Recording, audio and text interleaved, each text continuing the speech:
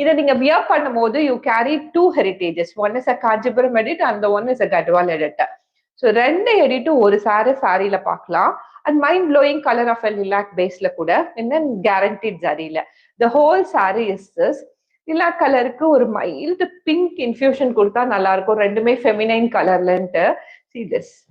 A large பல்லு, இதுலயே வந்து ஒரு சில்க் எம்போஸ்லாம் கொடுத்து பண்ணியிருப்பாங்க.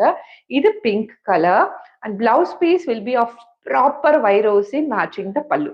The beautiful edit, and this is a handmade saree. Everywhere you can say the handmade irregularities, mismatches. ரொம்ப அழகா வந்திருக்கும் saree.